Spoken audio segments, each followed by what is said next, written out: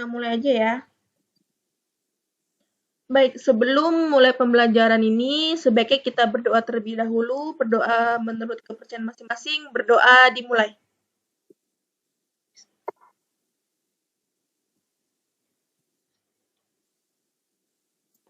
Berdoa selesai. Oke, sebelum kakak lanjutin materi ke spermatopita, sebelumnya kan kita belajar tentang tumbuhan paku. Masih ada inget nggak tentang materi kemarin? Ingat. Ayo apa aja?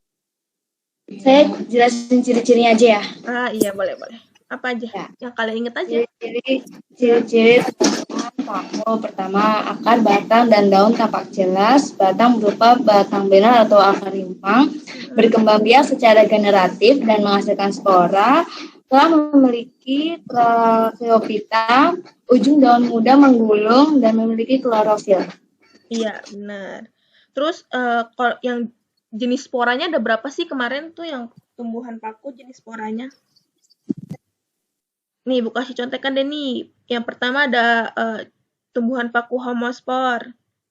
Yang kedua ada apa? Ayo. Yang ketiga. Tahu. Heterospor, Bu. Heterospor sama peralihan. Iya, benar. Alhamdulillah ya udah tahu ya. Nah, sebelum kita ke spermatofita, Ibu ingin kasih tahu dulu ya tujuan kenapa kita mempelajari materi spermatofita. Yang pertama itu diharapkan siswa itu mampu menyebutkan ciri-ciri dari tumbuhan berbiji atau spermatofita. Yang kedua itu siswa juga diharapkan mampu menjelaskan atau mengetahui klasifikasi dari spermatofita itu tersendiri dan mampu mengidentifikasi perbedaan dari gymnospermae dan angiospermae. Udah kelihatan belum? Sudah, Bu. Udah? Oke. Nah, yang pertama itu apa sih ciri-ciri spermatofita? Nah, yang pertama itu menghasilkan biji sebagai alat perkembangbiakan. Yang kedua, alat perkembangbiakan telah tampak jelas, yaitu berupa bunga atau strobilus. Alat kelamin jantan adalah benang sari, dan alat kelamin betina itu putih. Terus cara hidupnya itu secara fotoautotrof. Terus organ tubuh utamanya tuh ada akar, ada batang, dan juga ada daun. Terus juga ada berkas pembuluh, terus juga kandung lembaganya terlindung dalam ovula, dan pembuahannya tuh bagian ini akan menjadi biji. Nah, di sini klasifikasi dari spermatofita. Spermatofita ada dua, maksudnya dibagi dua gitu. Ada gymnospermae dan angiospermae. Lalu angiospermae juga dibagi dua, ada yang dikotil dan juga ada yang monokotil. Yang pertama itu akan menjelaskan tentang gymnospermae atau tumbuhan berbiji terbuka. Nah, di sini ciri-ciri dari gymnospermae itu yang pertama bakal biji itu terlindungi oleh daun buah, tapi menempel pada daun buah. Terus yang kedua itu pada umumnya itu tumbuhannya itu berupa perdu atau pohon. Tahu perdu nggak? Ada yang tahu perdu nggak? Tanaman kayak kecil gitu. Iya, tanamannya tuh rendah ya, tanaman tumbuhan berkayu kayak gitu kan. Terus mempunyai akar tunggang, terus daunnya sempit, tebal, terus alat kelaminnya terpisah. Serbuk sarinya itu terdapat dalam strobilus jantan dan sel telurnya strobilus betina. Lalu belum memiliki bunga sesungguhnya.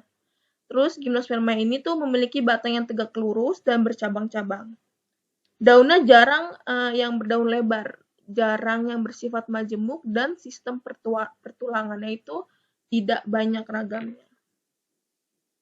Nah, di sini ada divisi dari gymnosperma. Yang pertama itu ada coniferophyta atau yang biasa disebut conifer, itu pada umumnya itu berbentuk jarum. Ini gambarnya di sebelah ya. Berbentuk jarum, hidupnya itu sebagai perdu atau pohon, memiliki strobilus, berbentuk rucut. Ini contohnya. Ini contohnya adalah tanaman pinus. Lalu ada Cicadophyta. Golongan sikas ini ditemukan di area tropis hingga subtropis. Ciri yang Ciri yang khas untuk tumbuhan ini adalah batang yang tidak bercabang. Ini pakis haji ya contohnya. Lalu ada ginkgo pita. Ginkgo pita tuh memiliki daun meranggas serupa kipas yang berubah menjadi keemasan bila di musim gugur. Ini contohnya ada ginkgo biloba. Lalu ada netopita. Ada yang masuk ya, bentar-bentar. Sepertinya ada yang masuk.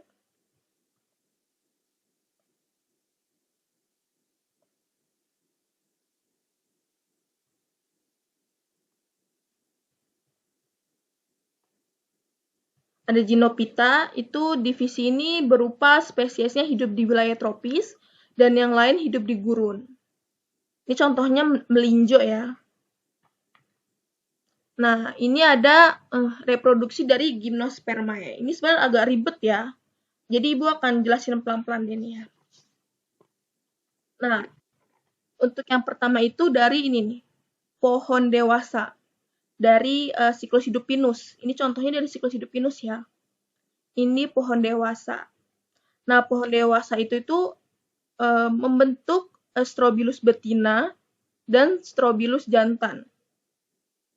Yang betina tuh yang ini nih, yang coklat tua ini. Ini betina. Terus yang ini jantan, yang coklat muda. Nah, habis itu Ibu akan ngejelasin yang betina dulu nih ya. Nah, yang betina itu menghasilkan 2 megaspora yang di dalamnya terdapat sel induk megaspora. Lalu, megaspora membelah secara meiosis, di sini membelah secara meiosis, menjadi 4 sel megaspora. Di sini kalau kalian perhatikan, di sini selnya tuh ada 4. Ada 4 buletan gitu di sini. Ada 4 buletan, jadi sel ada 4. Nah, tapi 3 selnya itu mengalami lisis, dan 1 selnya itu tetap bertahan. Di sini paham? Paham tidak? Kalau masih ditanyakan? Lanjut deh ya, di Strobilus jantan. Lagi kita ke jantan dulu, kita balik ke jantan dulu. Nah, di Strobilus jantan ini tuh ada ratusan microsporangium. Nih, di sini, microsporangium. Nah, yang dalamnya itu ada mikrospora. Yang kecil-kecil, bintik-bintik itu ada mikrospora. Nih. Ini di sini. Lalu, mikrospora itu membelah secara meiosis dan menghasilkan serbuk sari. Ini serbuk sari yang ini ya. Nah, lalu serbuk sari ini akan terbawa angin dan hinggap di pangkal biji. Nih, akan hinggap di sini. Lihat tanda panahnya. Di sini masih ada yang ingin ditanyakan? Oke, lanjut ya. Lalu, sel megaspora ini mengalami pembelahan meiosis. Di sini. Dan menghasilkan archegonium. Nih, archegonium. Ada tulisannya ya. Lalu serbuk sari akan berkecambah. Serbuk sari akan berkecambah. Lalu spermatogennya dilepas sehingga terjadi fertilisasi. Di sini fertilisasi. Dan berkembang menjadi embrio. Nah, lalu embrio itu akan tumbuh lagi jadi kecambah dan berkembang menjadi pohon dewasa. Di sini ada yang ditanyakan, soalnya kalau kurang paham emang agak ribet. Pertama kita ke yang betina dulu, terus ke jantan. Paham? Lanjut ya. Nah, di sini ada manfaat dari Gymnospermae. Pertama itu manfaatnya itu bisa sebagai tanaman hias. Contohnya kayak cemara ini. Cemara ini bisa jadi pohon Natal ya. Terus bisa manfaatnya tuh bisa jadi bahan industri, cat, dan obat-obatan. Lalu bisa jadi bahan pembuat kertas dan korek api, misalnya kayu pinus dan kayu pada tumbuhan melinjo. Lalu bisa jadi sumber makanan, misalnya seperti melinjo, terus juga bahan untuk obat dan kosmetik, yaitu ada ginkgo biloba. Nah, lalu di sini ada Angiospermae. Tadi yang masuk lagi ya.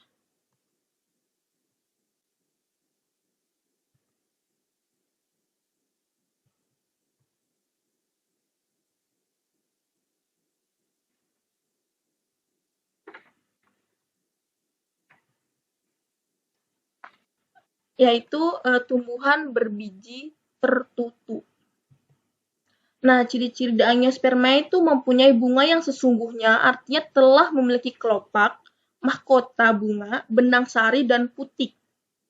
Lalu bentuk daunnya tuh pipih dan lebar, dengan susunan daun yang sudah bervariasi.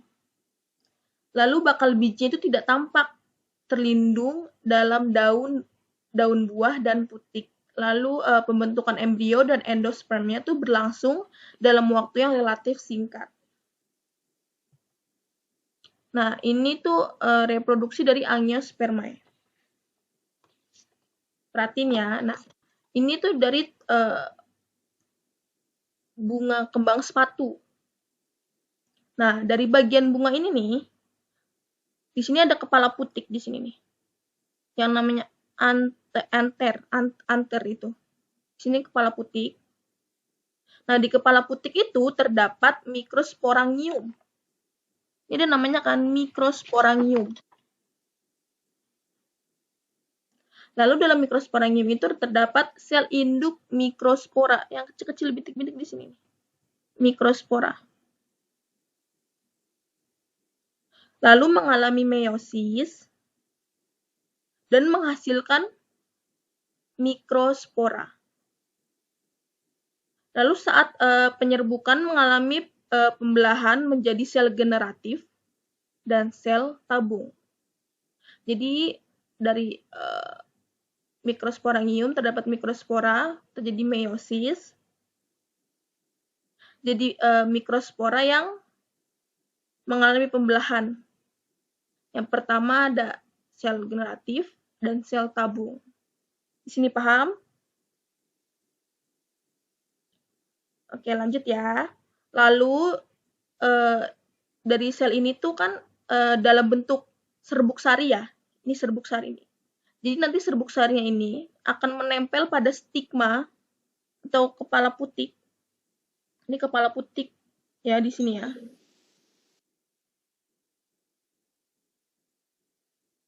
Dan akan muncul bulu sari atau tabung polen, di sini namanya tabung polen. Di sini paham?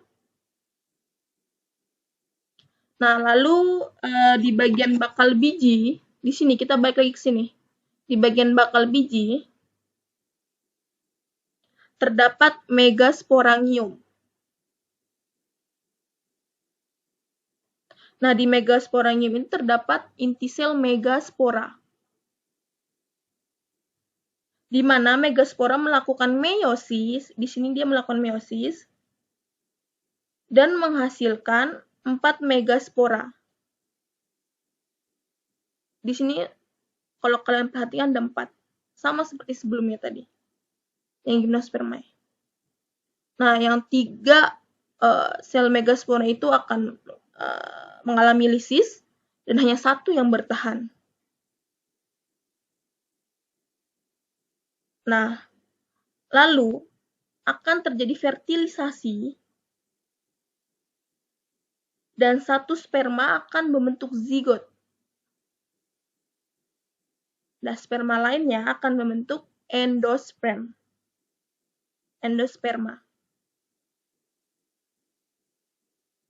Di sini paham?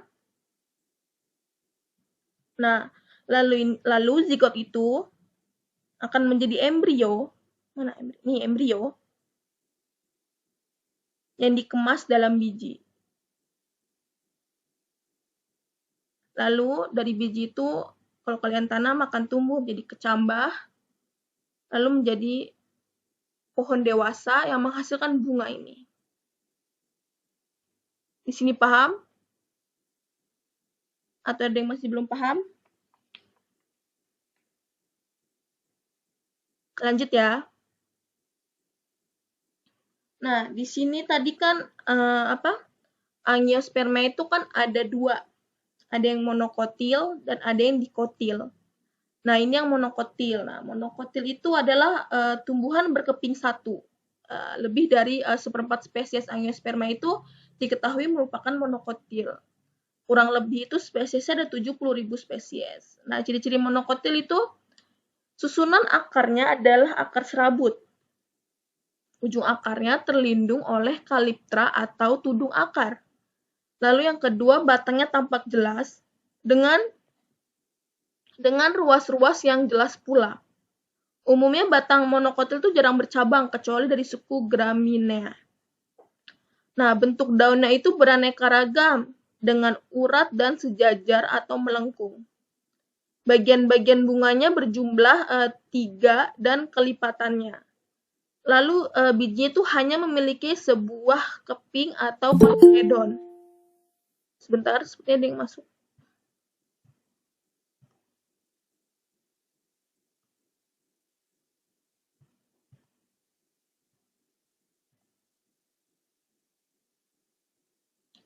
Lalu pada umumnya akar maupun batang monokotil itu tidak mempunyai kambium. Oleh karena itu, kebanyakan tumbuhan monokotil itu tidak dapat tumbuh besar kecuali pohon suji. Nah, ini ada beberapa ordo dari monokotil. Yang pertama ada poales. Nah, pada umumnya ciri tumbuhan poales ini berbatang, beruas-ruas, bunga tak bermahkota, serta daun berbentuk pita. Contohnya di sini adalah jagung, tanaman jagung. Lalu yang kedua ada ordo Cyperales. Dia itu kerabat terdekat dari poales yang atas ini dan memiliki banyak kemiripan. Umumnya menjadi tumbuhan pengganggu atau gulma. Ini contohnya ada papirus. Ini ya gambarnya. Lalu di sini ada Zingiberales. Banyak ditemukan di daerah tropis dan subtropis. Nah, tumbuhan ini tuh berdaun besar dengan pelepah daun membungkus batang. Ini contohnya.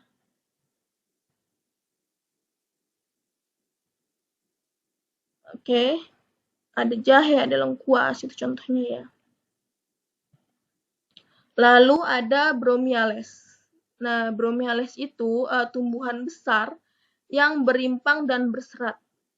Batang semuanya tumbuh berkelompok, daunnya lebar. Di sana contohnya tanaman pisang. Lalu ada Orchidales. Orchidales itu banyak ditemukan di daerah tropis dan sebagai tumbuhan epifit. Kalian tahu nggak tumbuhan epifit itu tumbuhan apa? Jadi tumbuhan epifit itu tumbuhan yang dia tumbuhnya tuh numpang ke tumbuhan lain. Itu namanya tumbuhan epifit. Nah, Orchidales ini memiliki bunga yang indah dan bervariasi. Nah, contohnya ini adalah anggrek. Lalu ada Liliales. Biasanya terdiri dari daun tunggal, tersebar pada batang atau terkumpul menyerupai akar, memiliki bunga yang kecil sampai sangat besar dan amat menarik. Contohnya ini Amaryllis. Lalu ada Arecales, pada umumnya itu berupa pohon keras, bunganya tidak mempunyai mahkota bunga, daunnya menempel pada batang dan tersusun rapat. Ini contohnya ada pohon kurma. Nah, lalu di sini dikotil. Nah, dikotil itu adalah tumbuhan berkeping dua, lebih dari 2/3 spesies angiosperma itu merupakan dikotil. Jadi kira-kira terdapat 170.000 spesies. Nah, ciri-ciri dikotil itu akar, batang, dan daunnya itu sudah sempurna. Akarnya tersusun atas akar tunggang. Lalu batangnya sangat bervariasi. Pada batang itu terdapat banyak cabang. Bentuk daunnya beraneka ragam dengan urat daun yang tersusun menyirip atau menjari. Lalu tumbuhan kelas ini tuh berkembang biak secara kawin. Lalu bagian bunga berjumlah 5 atau kelipatan 5. Maaf. Untuk lipatan 5, ujung akar dan pucuk batangnya tidak diselubungi oleh suatu pelindung. Lalu akar dan batangnya mempunyai kambium sehingga dapat tumbuh membesar. Sebentar deh masuk.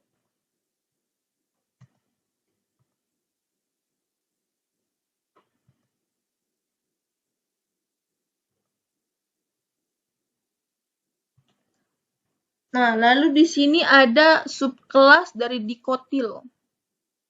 Yang pertama itu ada Monoclamidae atau Apatale, tumbuhan dikotil yang tidak mempunyai mahkota bunga. Ini contohnya tumbuhan lada. Terus ada Dialipetale, tumbuhan yang helaian mahkota bunganya antara yang satu dan yang lain saling lepas. Ini contohnya dah buah pala, pohon pala. Lalu ada Simpetale, tumbuhan itu mempunyai bunga dengan mahkota bunga atau kelopaknya saling berhubungan. Nah, contohnya nih tomat ya. Yang hijau-hijau nih, berhubungan. Nah, kalau kalian pengen ngebedainnya lebih kelihatan gitu dengan mata sendiri itu gampang dari dikotil dan monokotil. Nah, kalau dikotil itu pertulangan daunnya itu menyirip dan menjari. Kalau monokotil, pertulangan daunnya itu sejajar dan melengkung. Nah, kalau yang dikotil itu mempunyai kambium dan berkas pengangkut melingkar. Nih ya, berkas pengangkut. Nah, kalau yang monokotil itu tidak ada kambiumnya dan bekas pengangkutnya itu tersebar. Lalu kalau dikotil itu bagian bunganya itu kelipatan 2, 4, atau 5. Bagian bunga itu maksudnya ini nih, kelopaknya. Kalau yang monokotil itu bagian bunganya itu kelipatan 3. Jadi bisa 3, bisa 6, bisa 9, gitu ya. Lalu kalau dikotil itu akarnya akar tunggang, dan kalau yang monokotil akar serabut. Nah, di sini apa sih manfaat dari angiospermae? Yang pertama itu sebagai sumber bahan makanan, seperti karbohidrat, protein, lemak. Karena kan tadi tanamannya banyak ya, ada padi, ada jagung, ada apa lagi tadi? Kelapa sawit, terus dan yang lain-lain. Terus bisa jadi bahan obat-obatan, misalnya kina sama kayu putih. Lalu sumber bahan sedap-sedapan atau bahan penyegar, misalnya kopi, cengkeh, teh. Lalu penghasil bahan bangunan, kerajinan, dan bahan industri yang lain, misalnya jati, rotan, dan mahoni. Oke, udah selesai. Di sini ada yang ingin ditanyakan? Bu, Ya? tumbuhan berumah satu, berumah dua itu di mana, Bu? Apa, Maaf? Kurang dengar apanya? Saya mau nanya, tumbuhan berumah satu itu dikotil atau maksudnya angiospermae atau gimnospermae? Geluma satu. Berumah satu, Bu. Berumah. Maaf, siapa yang nanya tadi? Hana, Bu, Hana. Iya, Hana. Hana tadi kan ngasih tahu tuh kalau berumah satu itu ada bunga jantan sama bunga betina ya. Nih. Apa jawabannya? Ini udah Ibu kasih tahu nih jawabannya. Iya, angiospermae. Jadi sebenarnya dari pertanyaan itu udah terjawab ya. Ada bunga jantan, bunga betina. Dari reproduksinya aja tuh udah ketahuan, yaitu dari dia masuk ke angiospermae. Udah terjawab? Ada yang mau tanya lagi?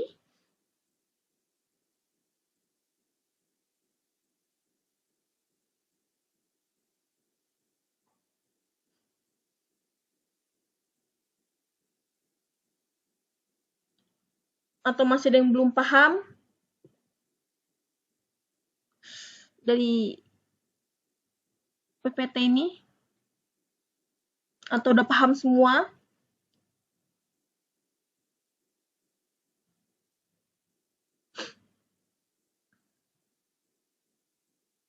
Ibu maaf, Ya? tadi anak ketinggalan nulis pas produksi sperma ya. Gimnas sperma ya, boleh diulang nggak Bu? Gimana? Mana? Nih. Jelasin lagi gitu maksudnya. Iya Bu, pelan-pelan mau dicatat. Oke, pelan-pelan ya. Pelan-pelan.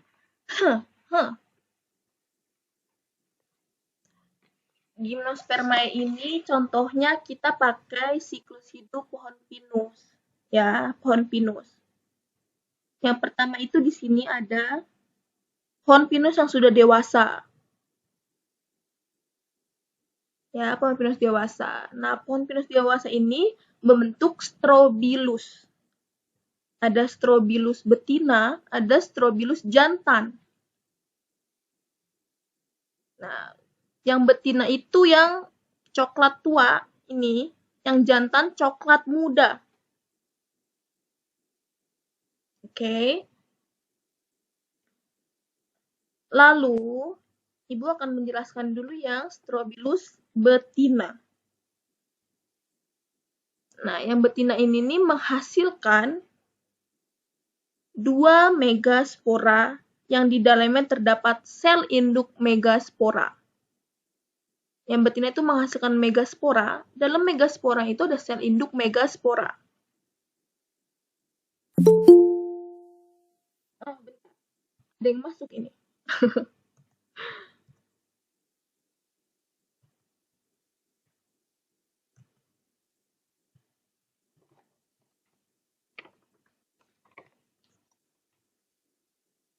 Tadi lagi mana tuh? Megaspora ya? Megaspora. Terdapat sel induk megaspora. Lalu, megaspora tuh membelah secara meiosis dan menjadi 4 sel megaspora. Membelah secara meiosis dan menjadi 4 sel megaspora. 3 sel megaspora itu mengalami lisis dan hanya 1 yang bertahan. Oke, di sini paham? Lalu kita balik lagi, kita jelaskan lagi tentang siklus strobilus yang jantan. Nah, yang jantan ini terdapat, mana tadi kursornya? Microsporangium. Microsporangium. Dalam microsporangium itu terdapat mikrospora. Lalu, mikrospora itu membelah secara meiosis dan menghasilkan serbuk sari. Ini serbuk sari. Serbuk polen di sini tulisannya. Oke, lanjut. Lalu serbuk sari ini akan terbawa angin dan hinggap di pangkal biji yang tanda panah.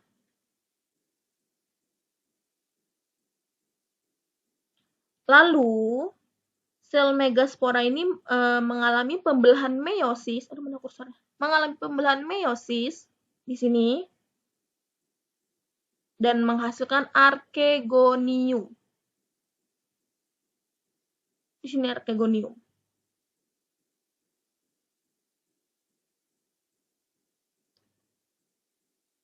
Oke, paham?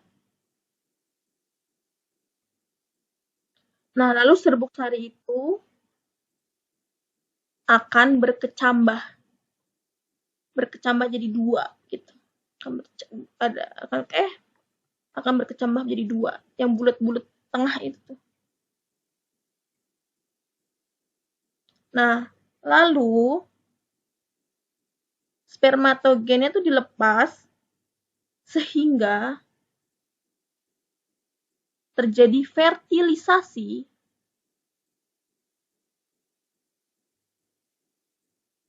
ya dan berkembang menjadi embrio. Mana embrio? Tulisannya mana embrio? Nih, embrio. Mengalami fertilisasi. Jadi kan tadi ini bercambah ya, lalu mengalami fertilisasi dan menjadi embrio.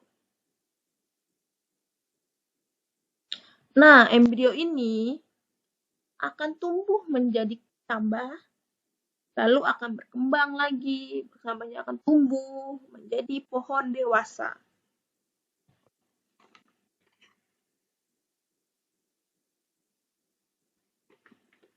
Paham? Paham, Bu. Terima kasih ya. Oke, emang agak susah sih, harus pelan-pelan.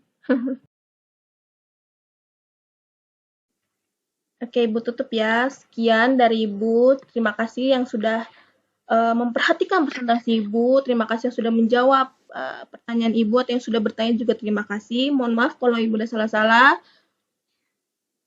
Wabillahi taufiq wal hidayah. Wassalamualaikum warahmatullahi wabarakatuh. Waalaikumsalam warahmatullahi wabarakatuh.